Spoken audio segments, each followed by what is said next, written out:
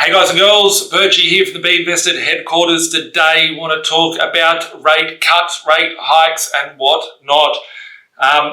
The RBA met this week and decided to put rates on hold in Australia. So the cash rate has still remained on hold. It's not going up in December meeting 2023. I just want to share with you, a lot of you guys are asking me, Birchie, what's going to happen? You told me interest rates were going to come down. You told me they're going to go negative interest rates. You told me this, you told me that. And a lot of these things have happened and a lot of things haven't happened as well. So what in the fuck is going on is what you might be asking. I want to share with you what my thoughts are moving forward. I want to pull out a news article from February 2019. So this first article, I have my team put it in the video here. It is an article here from the AFR, which says here, the Australian dollar hits a 4-month high as Fed rate cut is in sight. The Australian dollar hit a 4-month high after a more cautious tone from the US Federal Reserve Chairman Jerome Powell on higher borrowing costs, bolstered rate on cut bets, paving the way for the Reserve Bank to follow suit. They currently touched 66.90, the highest since August 1, extending November's 4.2% jump on speculation. The RBA will keep rates higher for longer than the Fed. It is followed by a 10 basis point drop in US Treasury two-year yield, which reflects interest rate expectations to 4.5% after touching the lowest level since June. You can go on and read this article as you please online. But just in short, what does that mean? It means that the US has signalled, they're saying that they won't drop the interest rates, that they'll continue to go up, but the markets, which is the bond markets, right, and the bond is very important. You need to understand how the bond markets work because that's where the money flows, liquidity flows in, liquidity flows out. It all happens through the bond market. So if the bond markets are showing something, generally that's where the markets go, and it's not what these avatars, i.e. the central bank board members, have things to say. So in short, Jerome Powell, the US Fed person, is saying that the next rate cycle will be up, but the bond markets are indicating anywhere from March 2024 there'll be rate cuts in the US. What does that mean to Australia? We're in Australia, we're not in the US. Who gives a shit about that? What that means is that, for example, the Aussie rates shouldn't have been as high as they are. A lot of the rates shouldn't have been where they are. But if the US increase their rates and the Aussie dollar, the Australian central bank didn't increase their rates, what would happen is that our dollar would fall and our dollar would not be as strong. It means that imports would go up and it would cause an even higher level of inflation. So these interest rates very much interlock. And if you look at all countries around the world, they're all trading at the same sort of field, up or down.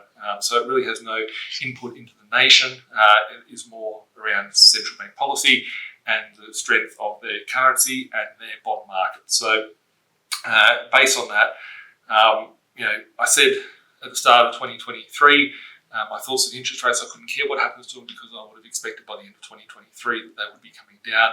It hasn't happened yet. We're on the eve of it, whatever date it is. I'm going to stop giving you dates and stuff like that. But one thing I can say is it's better to be a day too early than a minute too late, because when these things do happen, they happen very rapidly. So I want to go on and share with you something that happened last time, right?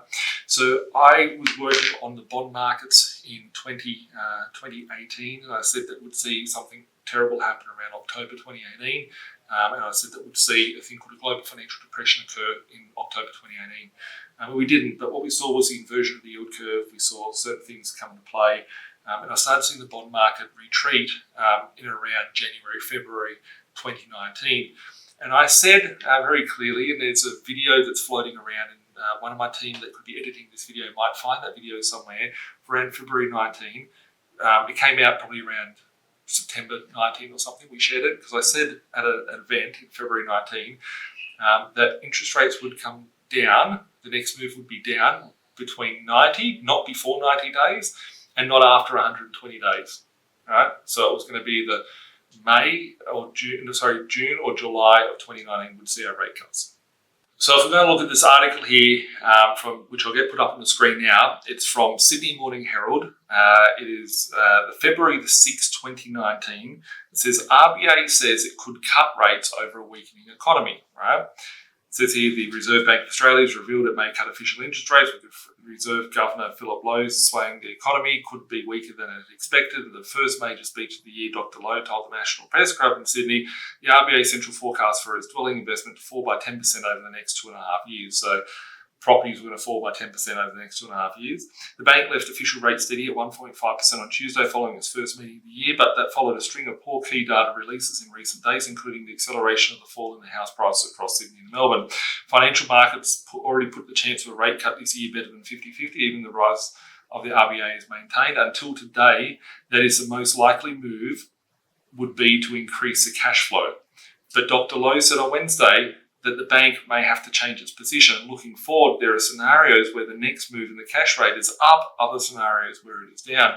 So when we look at what these RBA bosses are coming out to say, up until February 2019, they were saying that rate cuts, even including February 2019, but that wasn't looking at the data that's out there. So a lot of you people might be sitting there thinking, what's going to happen? If we have a look at this little chart after the speech, we'll get that chart in there. It shows like the dollar dipping and what's happening with the dollar. If the dollar dips too far, it becomes an issue. If it goes up too far, it's an issue. We need to try and remain, we need to keep our currency stable. And this is where I believe the next phase that we go through will be a loss of our currency because, put simply, they have no control over inflation. Everything's still going up. Inflation's still running rampant. Just go to the shopping centre, buy yourself something from the groceries, Coles, Woolworths, wherever.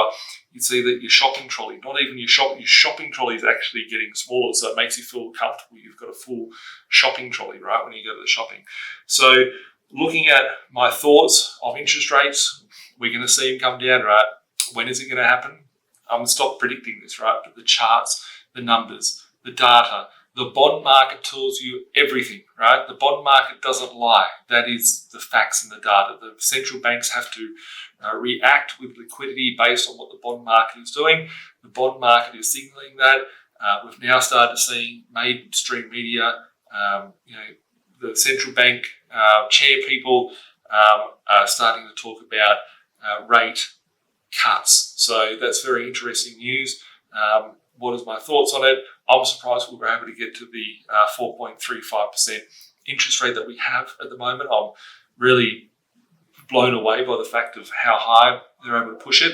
And we haven't had a major catastrophe there yet, but we are in the middle of a big recession. And, that is a big, interesting telltale sign it's coming through from the bond market. So my prediction of it is still that we're heading down to zero, maybe even back to negative.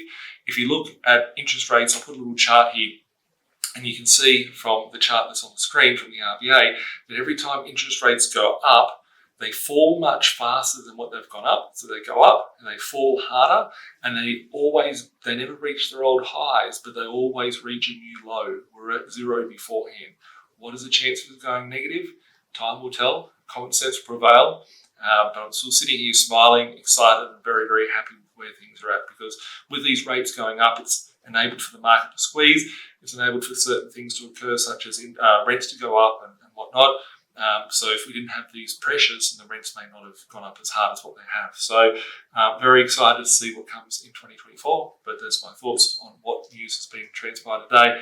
And I'm not taken back by the fact that I'm surprised that we even got the 4.35. So on that note, leave us your thoughts below of what you think is going to happen with rates next time. Catch up soon. Bye for now.